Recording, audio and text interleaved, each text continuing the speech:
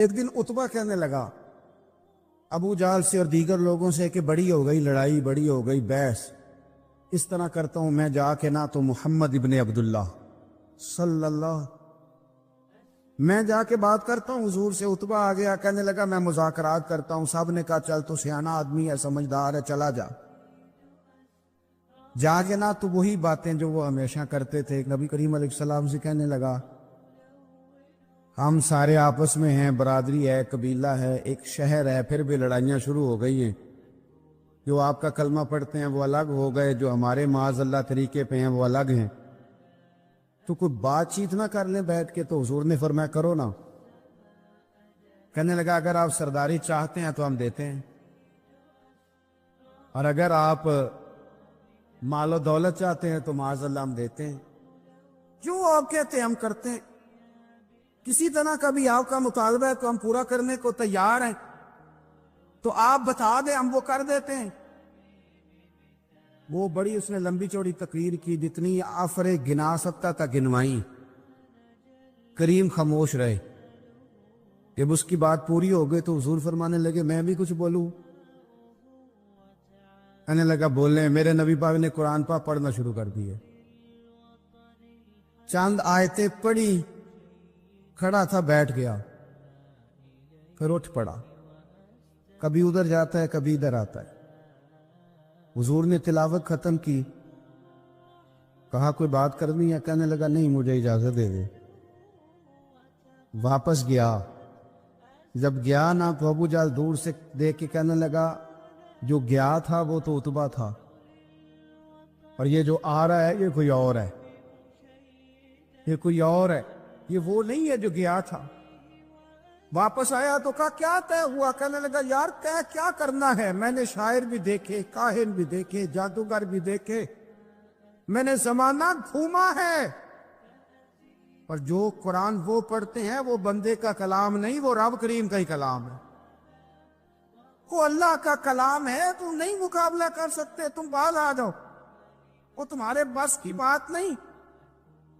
تیرے آگے ہیں یوں دبے لچے فصحا عرب کے بڑے بڑے، کوئی جان منہ میں زبان نہیں بلکہ جسم میں جان نہیں، اور کروں تیرے نام پہ جان فدا، نہ بس ایک جان دو جہاں فدا، میرا دو جہاں سے بھی نہیں جی بھرا، میں کروں کیا کروڑوں جہاں نہیں۔ اللہ تبارک و تعالیٰ نے انسانی زندگی میں تمام موسم رکھے ہیں، بچپن کا موسم، جوانی کی بہار، بڑھاپے کے اوقات، اپنوں کا ملنا، اپنوں کا بچھڑنا، شادیوں کی خوشیاں اور جنازوں کے غم، یہ سارا کچھ انسانی زندگی کا حصہ ہے۔ لیکن انسان چونکہ طبعی طور پر کمزور ہوتا ہے، اپنے مزاج کے لحاظ سے بہت ساری جگہوں پہ اس میں ضعف پایا جاتا ہے، تو یہ کرتا یہ ہے کہ جس تسلی کے ساتھ خوشی کو قبول کرتا ہے، اسی طرح کھلے دل کے ساتھ غم کو قبول نہیں کرتا۔ من چاہی زندگی گزارنا چاہتا ہے، حالانکہ من چاہی زندگی تکلیف کا باعث ہوتی ہے، رب چاہی زندگی انسان کو سکون عطا کرتی ہے۔ اللہ تعالیٰ نے انسان کے ساتھ آزمائشیں رکھی ہیں، جس طرح اللہ تعالیٰ کی طرف سے ملنے والی نعمتوں کو قبول کرتا ہے، اسی طرح اس کی طرف سے آنے والی آزمائشوں کو بھی کھلے دل سے اسے قبول کرنا چاہیے۔ اور یہ بات درست ہے کہ وما اصابکم من مصیبت فبما کسبت ایدیکم، انسان پر کچھ مصیبتیں وہ آتی ہیں جو اس کے ہاتھوں کے کسب کی وجہ سے آتی ہیں۔ بہت ساری قوموں پر عذاب اس لیے آئے کہ انہوں نے بعض گناہ کیے تھے، لیکن یہ یاد رکھیے گا کہ عذاب ہمیشہ گناہوں کی وجہ سے نہیں آتے، تکلیفیں ہمیشہ گناہوں کی وجہ سے نہیں آتی۔ انسان دکھوں میں، مشکلات میں صرف اپنی غلطیوں کی وجہ سے نہیں الجھتا، بلکہ نبی پاک علیہ الصلاۃ والسلام نے فرمایا ہے اللہ تعالیٰ کسی بندے کو کوئی درجہ دینا چاہتا ہے، اس کے اعمال اس طرح کے نہیں ہوتے کہ اسے درجہ دیا جائے، اللہ اسے کسی مشکل میں ڈال کے اس کے درجے کو بلند فرما دیتا ہے۔ بلندی درجات کے لیے، قرب الہی کے لیے، اللہ تبارک و تعالیٰ کی بارگاہ کی معرفت کے لیے بھی مصائب آتے ہیں۔ آپ دیکھیے نا، نبی پاک صلی اللہ تعالی علیہ وسلم نے فرمایا سب سے زیادہ تکلیفیں انبیاء پہ آتی ہیں، اور فرمایا میں اللہ کا محبوب ہوں، انبیاء کا سردار ہوں، میرے اوپر سب سے زیادہ تکلیفیں آئی ہیں، آزمائشیں آ جاتی ہیں، اور رب فرماتا ہے وَلَنَبْلُوَنَّكُمْ بِشَيْءٍ مِّنَ الْخَوْفِ وَالْجُوعِ، ہم ضرور تمہیں آزمائیں گے کچھ خوف کے ساتھ، کچھ بھوک کے ساتھ، وَنَقْصٍ مِّنَ الْأَمْوَالِ وَالْأَنفُسِ وَالثَّمَرَاتِ، ضرور تمہیں آزمائیں گے پھلوں کی اور جانوں کی کمی کے ساتھ۔ اگر تم اس میں ثابت قدم رہے، شکوے نہ کیے، اپنے رب کی رضا پہ تم راضی رہے، تو وَبَشِّرِ الصَّابِرِينَ، اے محبوب پھر جو میری رضا پہ صبر کریں انہیں میری جنت کی خوشخبری بھی عطا فرما دے۔ ہم تمہیں ضرور آزمائیں گے، خوف بھی، بھوک بھی، مالوں اور جانوں کی کمی بھی۔ مومن کی یہ شان ہوتی ہے کہ وہ کسی بھی موقع پر اپنے رب سے شکوہ نہیں کرتا، کسی بھی حال میں اپنے رب کی شکایت نہیں کرتا۔ نبی کریم علیہ الصلاۃ والسلام نے فرمایا اگر اللہ تعالیٰ کسی بندے کو بیمار کرے اور پھر اس بیماری پر وہ صبر کرے اور آنے والوں سے رب کا شکوہ نہ کرے، تو فرمایا اللہ تعالیٰ نے جو گوشت اسے دیا ہوتا ہے اس سے بہتر گوشت اللہ اسے عطا کر دیتا ہے۔ اگر اللہ تعالیٰ کی حکمت غالب ہو اور تقاضا اس بیماری میں اس بندے کے انتقال کے کر جانے کا ہو، تو فرمایا پھر اللہ تعالیٰ اسے شہادت کا درجہ عطا فرما دیتا۔ آزمائشیں آ جاتی ہیں، انسان پر مصائب آ جاتے ہیں، دکھ آ جاتے ہیں، تکلیفوں کا سامنا بندے کو کرنا پڑ جاتا ہے۔ اب یہ کہ اس میں اپنے دل کو، اپنی روح کو قرار دیا جائے، اپنے آپ کو اللہ کی رضا پہ کھڑا کیا جائے اور ان حوادث کا مقابلہ کیا جائے، ان چیزوں کو دیکھا جائے اور یہ غور کیا جائے کہ میرا رب اگر اسی بات میں راضی ہے تو یقیناً اس میں اللہ کی کوئی خاص حکمت ہوگی۔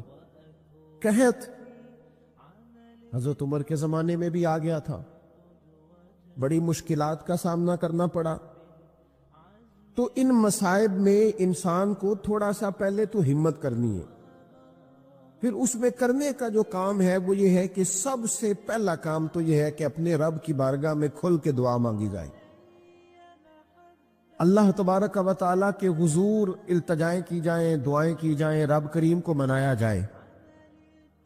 حضرت عمر فاروق رضی اللہ تعالیٰ عنہ کے زمانے میں جب قحط آیا تھا تو حضرت عمر نبی پاک علیہ السلام کے چچا کو حضرت عباس رضی اللہ تعالیٰ عنہ کو لے کے میدان میں نکلے تھے، اور کیا خوبصورت لفظ انہوں نے ترتیب دیے تھے، عرض کرتے تھے مالک پہلے ہم تیری بارگاہ میں محبوب پاک کو لے کے آیا کرتے تھے، آج محبوب نے ظاہری وصال کیا ہے تو تیرے محبوب کے چچا کو لے کے آئے ہیں، تو اے اللہ تو مہربانی فرما اپنے محبوب کے چچا کا صدقہ ہمیں بارش عطا فرما۔ تو بس حضرت عمر نے وہ دعا مانگی، حضرت عباس کو وسیلہ بنایا تو اللہ نے بارش عطا فرما دی۔ اچھا، پھر یہ دونوں چیزیں ہمیں حدیث صحیح میں ملتی ہیں۔ ایک نوجوان نے، ایک شخص نے آ کے حضور کی بارگاہ میں عرض کی یا رسول اللہ بارش نہیں ہوتی، دعا کر دیں، تو نبی پاک نے ہاتھ اٹھائے دعا کے لیے، اتنے ہاتھ بلند کیے کہ بغلوں کی سفیدی نظر آنے لگی۔ وہ کہتے ابھی محبوب کے دستے مبارک پوری طرح چہرے پر پھرے نہیں تھے کہ اللہ نے بارش عطا کر دی۔ پھر پورا ہفتہ بارش ہوتی رہی تو لوگوں کو اب بارش کی کثرت کی وجہ سے بعض مسائل بننے لگے تو وہ پھر حاضر ہوئے. عرض کی یا رسول اللہ دعا فرما دیں، اب تو کچھ مشکلات بڑھنے لگی ہے. تو حضور نے پھر ہاتھ اٹھائے کہ اے اللہ اپنا فضل نصیب فرما، مہربانی فرما. کبھی بارش کی ضرورت ہوتی ہے اور کبھی بارشوں کا کثرت سے ہونا وہ تکلیف کا باعث ہو جاتا ہے بعض جگہوں پر. تو کہتے ہیں پھر حضور نے دعا فرمائی، ابھی چہرے پہ ہاتھ نہیں پھیرے تھے کہ مدینہ منورہ میں بارش ختم ہو گئی. تو سب سے پہلا اور ضروری کام ہمارا آج مزاج بن گیا ہے کہ ہم تبصرے کرتے ہیں، سیاست کرتے ہیں، اس پر بیٹھ کر. اب ایک اور دور آ گیا ہے، ویڈیو بناتے ہیں، موبائل چلاتے ہیں، جو کہ بہت بڑا امتحان ہے ہمارے لیے کہ صرف 20 منٹ موبائل کو ہاتھ نہ لگائیں. بہت بڑا امتحان ہے. ہو سکتا ہے بہت سارے لوگ بڑی تکلیف میں آ جائیں کہ پورے 20 منٹ گزر گئے. اس پہ ویڈیو بنائیں گے، اس پہ کومنٹس کریں گے، اس پہ یہ کام ہم کرتے ہیں. حالانکہ اگر کوئی ایسی مشکل آ جائے تو شریعت نے ہمیں یہ سبق دیا کہ پہلے دعا، پہلے اللہ کی بارگاہ میں حاضری. اکبر الہ آبادی نے کہا تھا کہ مصیبت میں بھی اب یاد خدا ہم کو نہیں آتی. دعا منہ سے نہ نکلی، جیبوں سے عرضیاں ہی نکلی. ہم محکموں میں درخواستیں دیتے ہیں لیکن دعا کی طرف بڑھتے. بڑا خوبصورت کام ہے. سب سے پہلے تو یہ کریں کہ وہ جو ہمارے بھائی تکلیف میں ہیں، مجبوری میں ہیں، ان کے لیے اپنے رب کی بارگاہ میں عرض کریں کہ مالک، قدرتوں کا مالک تو تو ہے، ہر چیز تو تیرے دست کرم میں ہے، اور تو کریم اتنا ہے کہ بندوں پہ تو غضب نہیں زیادہ فرماتا، رحمت ہی زیادہ فرماتا ہے. اور تیری رحمت تیرے غضب پر غلبہ رکھتی ہے. اس لیے مالک تو کرم فرما. اور یہ جو لوگ ہیں تو انہیں اپنے فضل سے ہی آسانی عطا فرما تاکہ اس مشکل سے نکل آئیں. جن دنوں قحط آیا تھا نا مکہ مکرمہ مدینہ طیبہ میں حضرت عمر کے زمانے میں، تو حضرت عمر فاروق فرماتے میں نے بغیر گھی کے کبھی کھانا نہیں کھایا تھا، لیکن میں نے قسم اٹھا لی تھی کہ جب تک سب لوگوں کو راشن کھانا میسر نہیں آتا میں بھی گھی نہیں کھاؤں گا. یہ جو اضافی اخراجات ہیں، ایڈوانس گاڑیاں بک کرانا، نئے ماڈل کے موبائل خریدنا، یہ جو ہمارے صرف ناز نخرے ہیں، صرف ان کو تھوڑا سا کلوز کر لو. عجیب بات ہے نا، عجیب ظلم ہے نا. ایک بچہ رات کو اس لیے کھانا نہیں کھا رہا کہ اس کی مرضی کا پکا ہوا نہیں، اور ایک طرف میرے ہی وطن میں اس ویڈیو نے بھی میری چیخیں نکلوا دی جس میں ایک بیٹی، اور اس کی عمر بھی بالکل اتنی ہے جتنی میری بیٹی کی عمر ہے، اس سے وہ صحافی پوچھتا ہے، پاؤں اس کے ننگے ہیں اور پاؤں پہ کیڑے چڑھ رہے ہیں، تو اس سے پوچھتا ہے پتر کیا چاہیے؟ وہ کہتی ہے صرف روٹی کھانی ہے، کوئی مطالبہ نہیں، کوئی مطالبہ نہیں.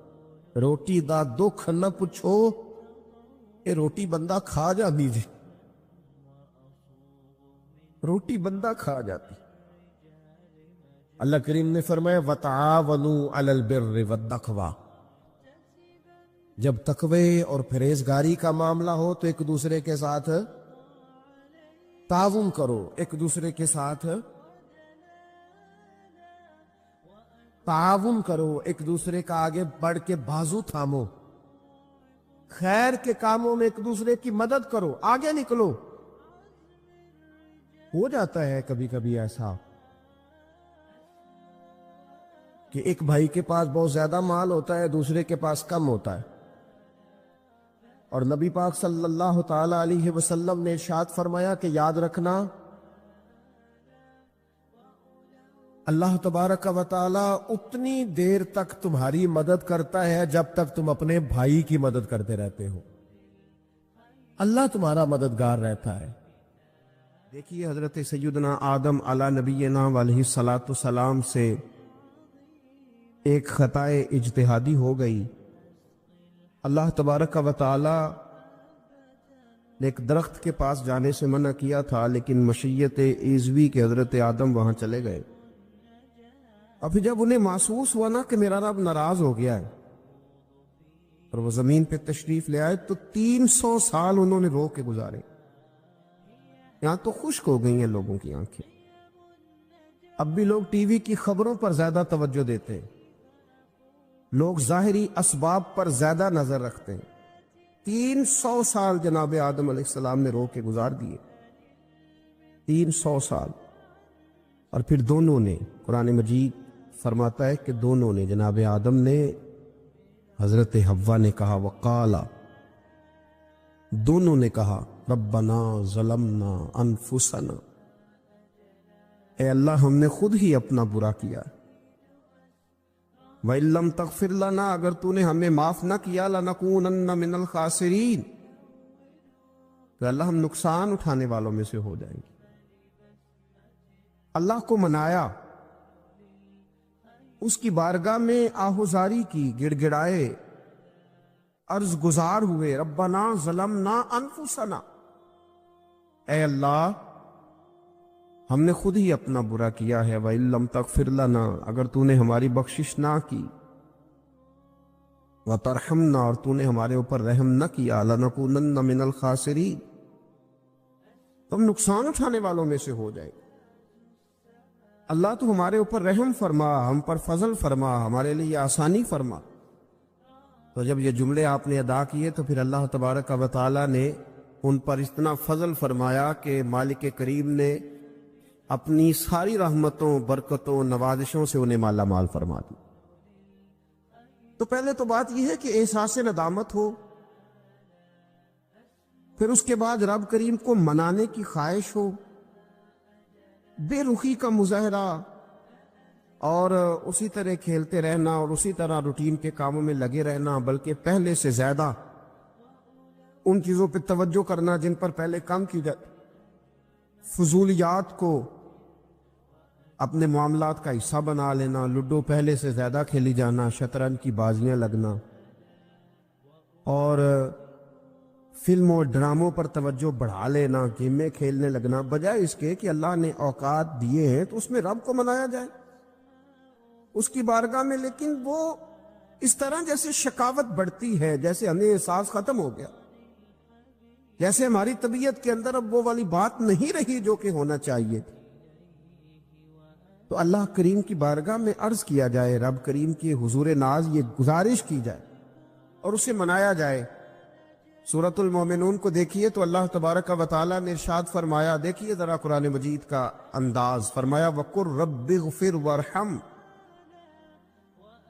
کہا اے محبوب آپ فرمائیے، آپ مجھ سے کہیے، رب اغفر، یا اللہ تو معاف فرما دے، یا اللہ تو اپنے بندوں کو معاف فرما دے، وارحم، اور اللہ تو رحم فرما، اور محبوب آپ یہ کہیے کہ وانت خیر الراحمین، اے اللہ تو سب سے بڑھ کر رحم فرمانے والا۔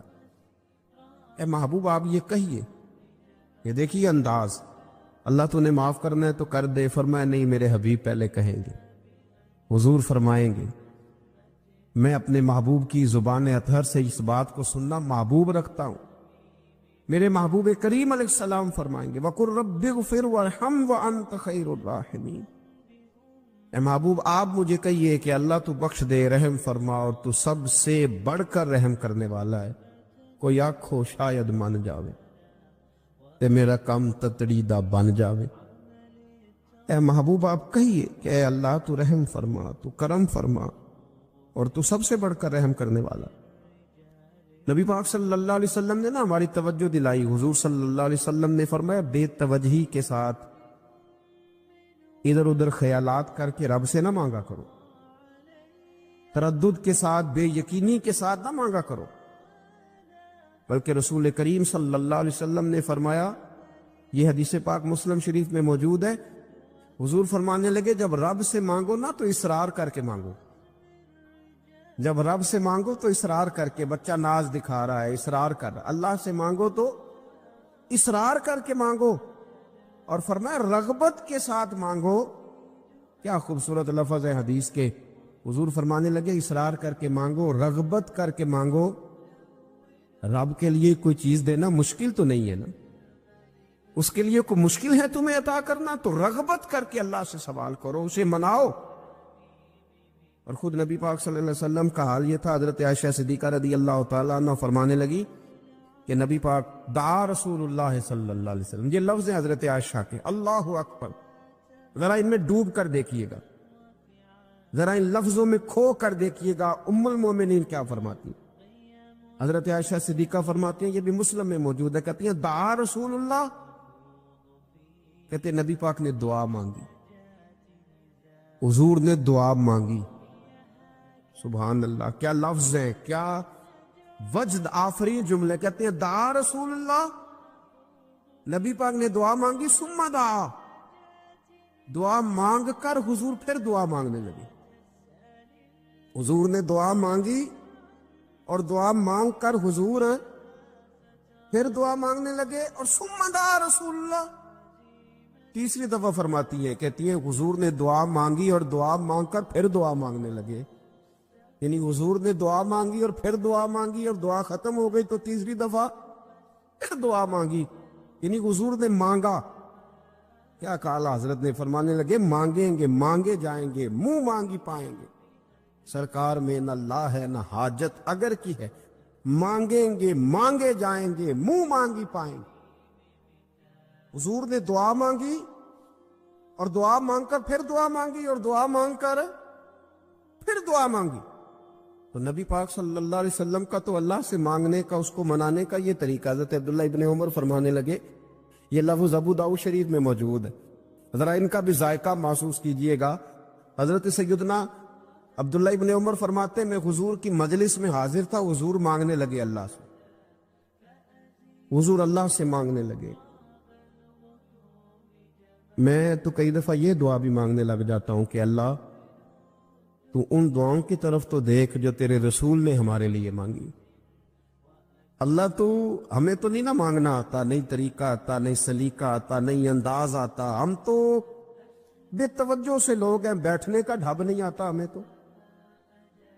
ہمیں تو ہاتھ اٹھانے کا سلیقہ نہیں آتا، ہم تو وضو کرنے کے اس طریقے سے آشنا نہیں، پر اللہ تیرے محبوب نے تو خوب مانگا ہے نا تجھ سے، تیرے پیارے حبیب علیہ السلام نے تو تجھے منایا ہے نا ہمارے حق میں، تو اللہ تو ان دعاؤں کی طرف تو دیکھ۔ حضرت عبداللہ ابن عمر رضی اللہ تعالیٰ عنہ فرماتے ہیں، میں حضور کی مجلس مبارکہ میں بیٹھا تھا، ابو داؤد شریف میں موجود ہے، کہتے ہیں حضور دعا مانگ رہے تھے۔ دعا کیا تھی؟ دعا حضور یہ مانگ رہے تھے، رب اغفر لی، یا اللہ ہمیں بخش دے، وتب علیہ، اللہ ہماری توبہ قبول فرما۔